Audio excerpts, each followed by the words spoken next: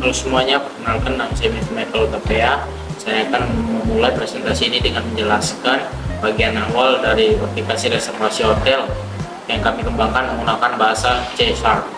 Yang tahap pertama, struktur data. Pada tahap awal kami mendesain sebuah kelas kamar untuk mempresentasikan satu unit kamar hotel secara terstruktur. Ini merupakan implementasi dari konsep Object Oriented Programming atau OOP. Berikut contoh implementasinya. Kemudian properti yang kami masukkan atau atribut yang dimiliki setiap kamar. Yang pertama, nomor digunakan untuk menyimpan nomor unit kamar hotel, misalnya nomor 101. Yang kedua, tipe digunakan untuk menyimpan jenis kamar seperti standar dan superior. Yang ketiga, harga per malam digunakan untuk harga sewa kamar per malam. Dan yang ketiga, tersedia, status apakah kamar masih tersedia, true, atau sudah dipesan, false. Kemudian konstruktor digunakan untuk mengatur nilai awal saat objek kamar dibuat. Seperti saat objek dibuat, nilai tersedia langsung di-set ke true, artinya kamar masih bisa dipesan. Kemudian penyimpanan data kamar atau array. Data kamar disimpan dalam struktur array untuk memudahkan proses pencarian dan pengelompokan. Berikut contoh inisialisasi datanya. Di sini kami membuat array dari objek kamar. Setiap elemen array berisi objek baru dengan nilai berbeda seperti nomor kamar, tipe kamar, dan harga kamar per malam. Kemudian dasar algoritma yang kami gunakan adalah yang pertama, struktur data kelas.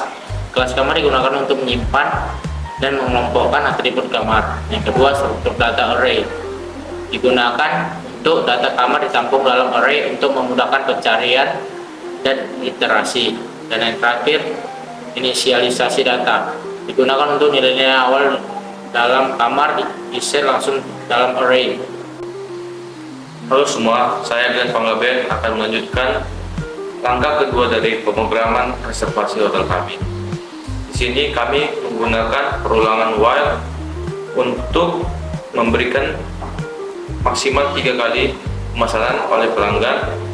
Nah, yang 3 kali ini kami anggap menjadi batas logis untuk menghindari pemesanan berlebih. Kemudian kami membuat tampilkan kamar tersedia, menampilkan daftar kamar yang masih tersedia agar pengguna tahu nomor kamar mana yang bisa dipilih.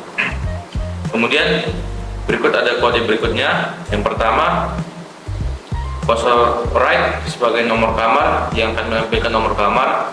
Pin nomor kamar sama dengan impress cursor right line.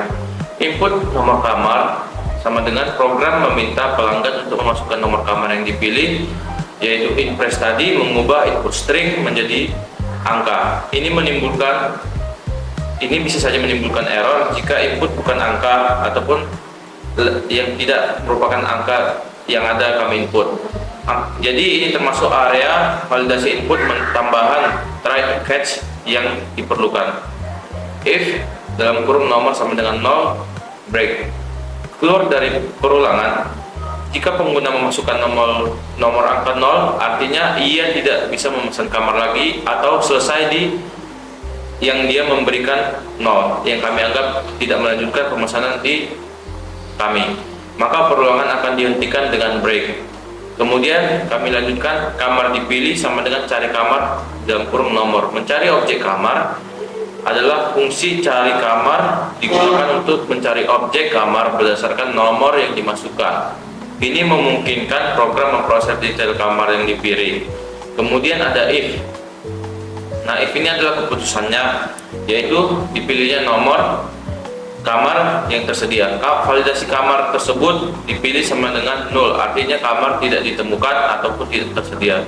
Kemudian dipilih tersedia, arti kamar sudah dipesan sebelumnya. Jika salah satu kondisi ini benar, maka cursor right line kamar tidak tersedia akan continue atau melanjut ke pemesanan berikutnya.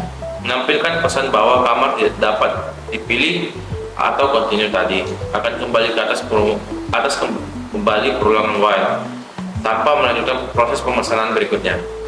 Kemudian ada cursor right lamanya menginap atau malam. In malam sama dengan in price control right line. Input lama menginap, user diminta memasukkan jumlah lama menginap misalnya 3 atau 4 hari.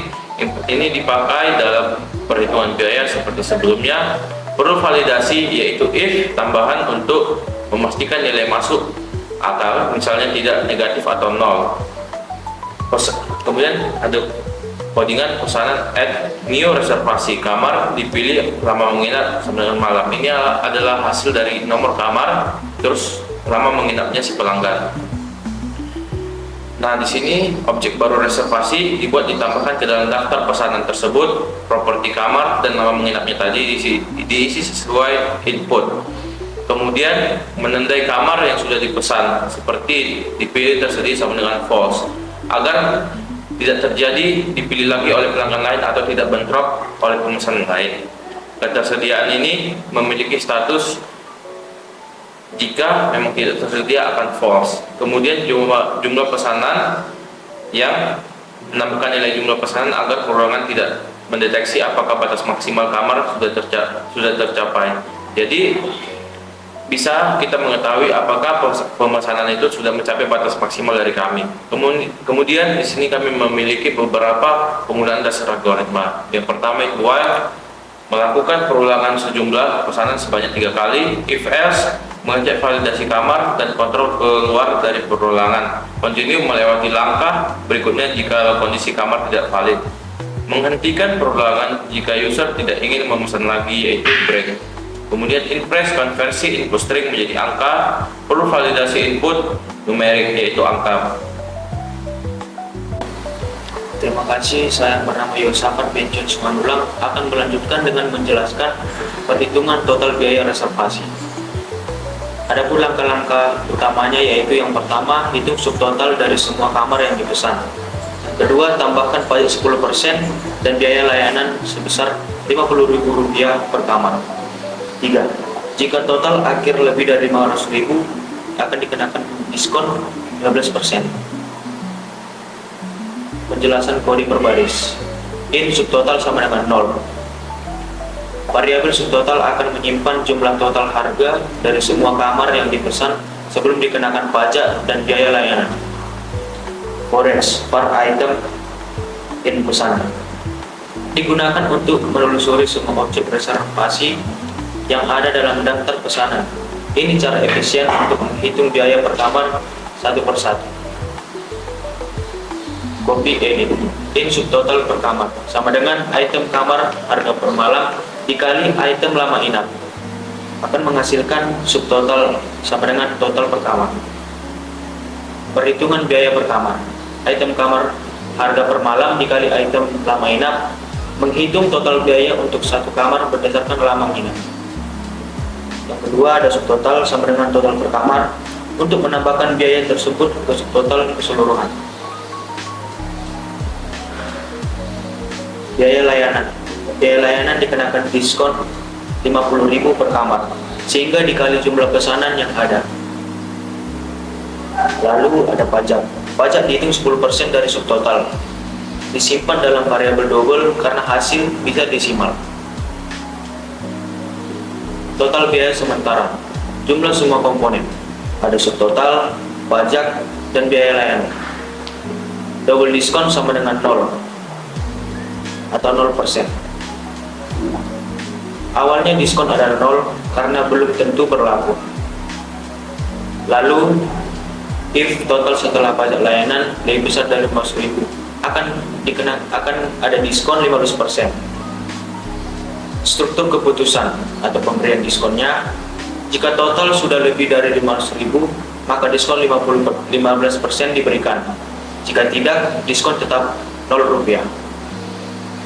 Dasar-dasar algoritma yang kami gunakan yaitu yang pertama ada perulangan atau forex untuk menjumlahkan biaya dari tiap reservasi secara otomatis. Yang kedua, perhitungan aritmatika digunakan dalam operasi total kamar, pajak, biaya layanan, dan juga diskon. Dan yang terakhir, if atau struktur keputusan untuk menentukan apakah diskon perlu diterapkan berdasarkan total biaya. Terima kasih, nama saya Barmeka Razik akan menutup presentasi ini dengan menjelaskan bagaimana aplikasi mencetak struk reservasi dan penawaran khusus. Struk mencakup yang pertama adalah detail kamar, nomor, tipe, harga per malam, lama menginap, total per kamar. Yang kedua, subtotal pajak, layanan, total akhir, dan ketiga, diskon dan bonus jika memenuhi syarat. Lalu contoh kodenya ialah double total akhir sampai dengan total setelah pajak layanan, kurang diskon.